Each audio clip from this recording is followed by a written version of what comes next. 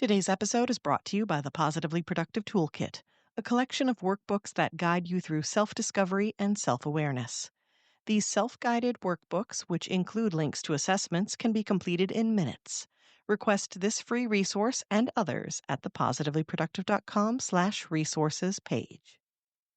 Protecting your peace in its simplest form is about finding the harmony within doing what brings you joy and what you feel you need to do, all while doing less of what drains you.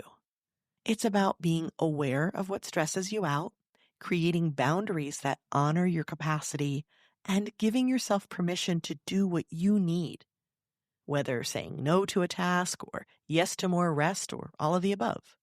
It's about savoring what you love, about the season itself, about life, and prioritizing that every chance you get. You're listening to the Positively Living podcast. I'm your host, Lisa Zawrotny, founder of Positively Productive Systems and a productivity coach certified in positive psychology and stress management. Join me as we explore ways to live a more proactive, positive life with episodes on productivity, self-awareness, mindset, entrepreneur life, habits and systems, simplicity, fun, and more. I understand overwhelm personally as a multi-passionate entrepreneur, wife and mom to kids and cats, and as a caregiver. I'm here to help you choose what's right for you so you can do less, live more, and breathe easier. Sound good? Let's get to it. Welcome to the Positively Living podcast. I'm your host, Lisa, and today we're talking about something we could all use a little more of: peace. Peace is something we crave, though rarely get, and it's ironically more challenging to find during the holiday season, even though it's one of the themes celebrated most during that time of year. And every year, it feels like the holidays sneak up on us, doesn't it? I mean, we know they're on the way, and yet one minute we're savoring the last bit of fall, and the next we're knee-deep in to-do lists, travel plans, family expectations. Somehow, despite knowing how full this season will become, we still end up surprised by all that's expected of us and the stress that comes with it. Is that a familiar experience for you? If you've ever found yourself overwhelmed and exhausted by the holidays, even when they're filled with good things, you're not alone. We tell ourselves it's supposed to be the most wonderful time of the year, right? Love that song, but it doesn't always work out that way. For many of us, it is anything but wonderful. It's the most something: stressful, demanding, overstimulating.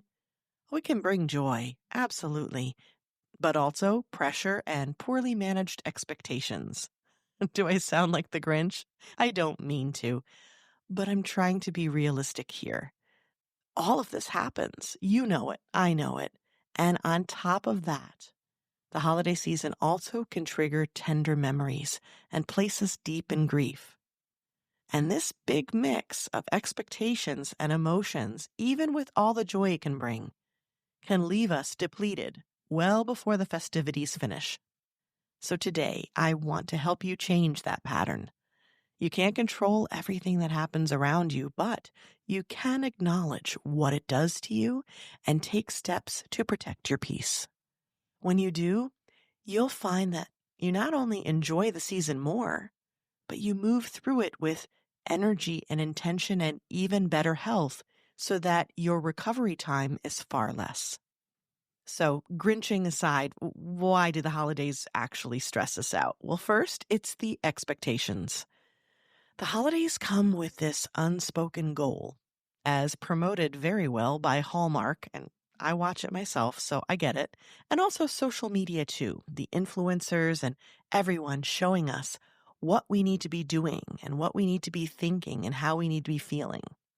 You celebrate the holidays by entertaining friends and family with the perfect dinner and the perfect gifts in the perfectly decorated home, and everyone will be perfectly behaved. Yeah, in what world, right? And even though we all realize this is a completely idealized version that is absolutely unattainable, I still think we measure ourselves against it. And when we inevitably fall short, we somehow feel less than. and we add disappointment to the mix. Now add to that energy drain, as if our lives aren't busy and demanding enough during the regular season. The holidays bring more of everything. More social plans, more spending, more cooking and cleaning, and way more labor that's beyond physical. There's plenty of physical things to do, but the mental labor of keeping track of everything, not only the regular everything, but the holiday everything, adds on to an impossible load that most caregivers are dealing with. And then there's also the emotional labor as we try to manage our emotions and expectations when it comes to family and interacting and playing nice during family visits. And while we're adding in so much more, we also get less of what we really need, like rest. And also, for that matter, daylight for my fellow Eastern Hemisphere peeps. And as if all of this isn't enough, the joy of the season is actually one of the biggest triggers of grief. The season triggers so many complex emotions and events. Maybe someone you love is missing this year, or certain traditions can bring up difficult memories. It's a double-edged sword. Sometimes just being around family can stir up emotions that you thought you'd already processed. You don't get the benefit of the calm that distance can bring when you are thrust together and then expected to maintain a close proximity for an extended period of time. So what's at stake when you don't protect your peace? Well, when you don't set limits or manage your energy, the holidays can quickly lead to burnout, resentment, and a post-holiday crash where January feels far less like a fresh start and more like recovery mode. And if you're anything like me, that's been the case for so many years that it sort of feels normal. And I want to call that out. That is not normal. It is not necessary. There is a better way. It doesn't have to be that way. The holidays will come and they will bring many challenges. But if you're ready for it, you can still create calm and contentment within that chaos. When you protect your peace, it allows you to show up for what truly matters, enjoy the holiday season, manage the merriment realistically. And you can do all of this without losing yourself or needing major recovery time. Well, as always, the question then is, sounds good, but how? While there are many ways to protect your peace, I realize it needs to be realistic and doable. We can't run away to another country or hide in a cave, though some days it sounds tempting. So I have 4 practical, compassionate ways that you can carry some more calm into the weeks and months ahead. The first is I want you to view all of this through the 80-20 principle lens. One of my favorite principles for the holidays and for life in general is the 80-20 rule. It's a way to leverage the choices that you make to ensure you're getting the most out of your effort. Think of it this way in the context of the holiday season. Approximately 20% of what you do will bring you about 80% of your joy. And that's you and your family. That means the rest of it is far more optional than you might have thought. Many times it becomes busy work. It's unnecessary. It's expectations that are coming from outward sources and where it's not necessarily important to you. And all of that will drain you. Take a look at your calendar, your to-do list, your gift plans, and ask, what actually matters most to me and to my family? Maybe it's the quiet dinner, baking cookies with your kids. That's a big one for us. Or that one tradition that always makes you smile. For us, it's hiding the pickle ornament in the tree and watching certain specific holiday movies. When you identify those, it's easier to let the rest go, whether it's for good or at least for this year, just to give yourself some breathing room. The world won't end if you skip the elaborate card mail out and say no to that 5th cookie exchange. One of the simplest ways to identify what really matters to you is to not only think about it yourself, but ask your family directly. Have a conversation. I did this, and the answers surprised me, and I just hinted at what a few of them are. Here's the thing, though. We not only got on the same page and made the holidays easier for that year. It has been so for future holidays as well. So now for years, we have practiced and we have prioritized the things that matter the most to our family and let go of so much else that it's become a different kind of tradition for us and one that really prioritizes our peace. And if you're curious to know more, I share all about what my family said and what we do in episode 236, Make Your Holiday Season Less Stressful with the 80-20 Principle. All right, number 2 is to simplify giving and receiving. Gift giving can be one of the biggest stress points of the season. It's a lot of mental pressure to choose them, but perhaps worse than that is that we often go into debt to get them. We want to be thoughtful, but it often turns into obligation or pressure as well as clutter. Here's our chance to think intentionally. Not everyone needs to exchange gifts. You can agree for family gatherings that have gifts for children only, or try a secret Santa, or a gift exchange where not everyone buys something for everyone else. Maybe they're buying one gift for the group, and you can make it into a game. You can create rules like handmade or homemade gifts only, or have a ceiling on the amount that you pay. Remember, gifts don't have to be things. They can be experiences, acts of service, or simple tokens of appreciation. You can agree for friends to go out to a lunch together as your gift of, I'm going to use air quotes here, presents, as in being present with each other, not giving a present. Time together filled with laughter and low stress, low expectations is one of my favorites, especially if good food is involved. There are many ways to keep things simple for everyone's benefit. In episode 22, my guest Katie and I share many clutter-free gift-giving ideas to help shift the focus from giving stuff to sharing meaningful moments. The benefits are significant: less wrapping, less waste, and much more connection. Number 3 is to set and honor boundaries. Boundaries protect your energy and your sanity. One of my favorite quotes is from Prentice Hemphill. Boundaries are the distance at which I can love you and me simultaneously. She further asserts that boundaries give us the space to do the work of loving ourselves, and that they might be the first and fundamental expression of self-love. And if it's hard for you to say no, consider the quote from Mark Groves. I love this one too. Walls keep everybody out. Boundaries teach people where the door is. So you're not denying others. You're not building walls, saying no forever, or being mean. You're allowing for your needs to be met just as you meet others' needs. That means you don't have to attend every event or say yes to every request. You can decline with kindness, and you don't owe explanations to anyone. But if you struggle with the no is a complete sentence idea, try phrases like, I'd love to, but I'm keeping things simple this year, or thanks for thinking of me, but I'll need to pass this time. And if you're dealing with family where some people would like to attend something and you really need to limit it, you can say, we can do one of these 3 things. Which is the most important?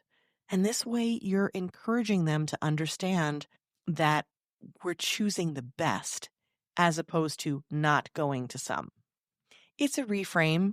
Admittedly, you are going to miss out on some things, but it's also a way to see how much you can cherish what you do choose. And if saying no still feels uncomfortable, be sure to queue up episode 117 on how to say no without feeling guilty or rude.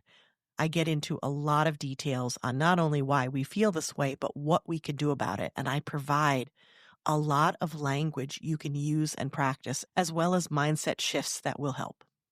Number 4 is to manage your energy, not just your time. It's so easy, especially during the holidays, to overschedule.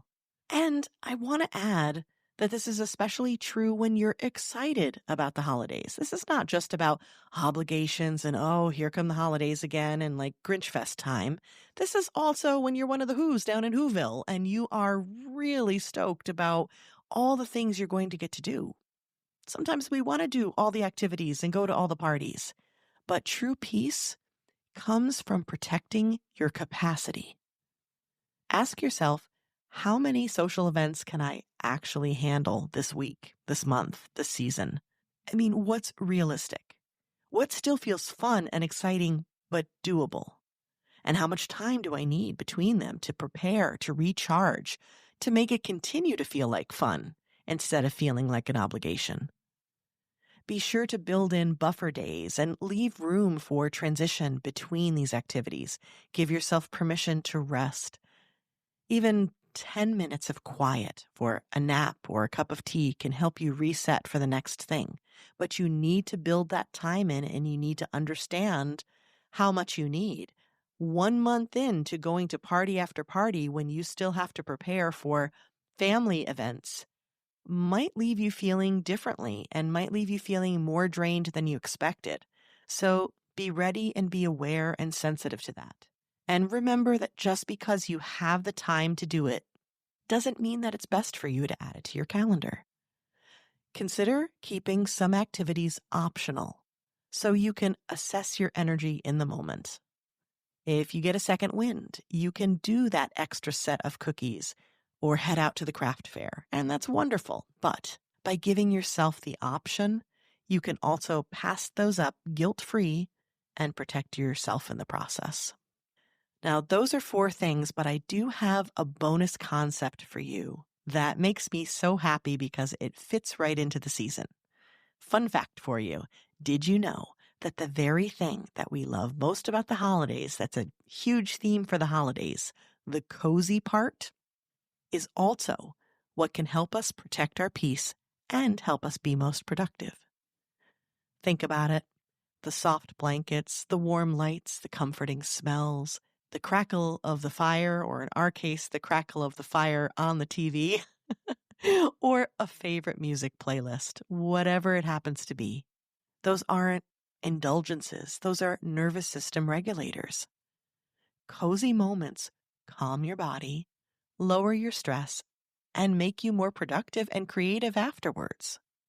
So instead of rushing through them or feeling guilty when you partake because you have so much to do, lean into them with the knowledge that you are soothing and resetting yourself. Wrap up in that blanket, light a candle, put on the soft holiday music, and breathe, knowing that you are doing so much for you. If you'd like proof that this approach really is beneficial, I encourage you to listen to episode 241, Why Being Cozy Can Make You More Productive. Protecting your peace in its simplest form is about finding the harmony within doing what brings you joy and what you feel you need to do, all while doing less of what drains you. It's about being aware of what stresses you out, creating boundaries that honor your capacity, and giving yourself permission to do what you need, whether saying no to a task or yes to more rest or all of the above. It's about savoring what you love, about the season itself, about life, and prioritizing that every chance you get. So before the holidays get a hold of you this year, pause and ask yourself, what do I want to experience more of this year? And conversely, what do I want to experience less of this year? What could I let go of this year? What would help me feel more calm and less chaotic? The answers to these may surprise you, and they may differ from year to year, so keep asking yourself these questions. Whatever comes up, start with one thing, one change, and let others know, let your family know what matters to you, what change you'd like to see, and work together. I suspect many people in our lives would appreciate fewer commitments, simpler meals, and more cozy moments. Speaking of cozy, this has felt really cozy today. I love talking about this, and I love encouraging these things. And I want to thank you for spending the time with me today, and I hope it's inspired you. And I hope you carry this reminder with you through the weeks ahead, through the months ahead. You can't control the season. You can't control what comes at you, but you can control how you approach it. Until next time, I wish you a calm and cozy holiday season filled with productivity, positivity, and so much love.